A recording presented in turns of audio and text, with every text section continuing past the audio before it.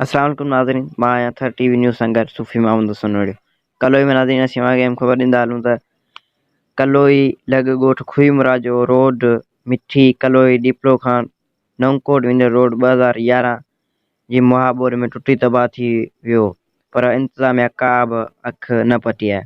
ॻोठाणनि अब्दुल्ला नोड़ियो, लुकमान नोड़ियो, भूरो खान नोड़ियो, मोहम्मद साजन नोड़ियो, हाजी मामून नोड़ियो, सूमार नोड़ियो, अब्दुल्ला समेत जो ॿियनि मुख़्तलिफ़ ॻोठाणनि थर टीवी न्यूज़ सां ॻाल्हाईंदे चयो त असांजे रोड ते थर में तेज़ हवाऊं लॻण सबबु रोड ते वारी में ॿुरिजी विया आहिनि। ॿिए पासे रोड जी हालत ॻणती जोगी आहे, पर असां दाऊं करे करे थकिजी पिया आहियूं, पर केर बि असांजो ॿुधण लाइ न आहे।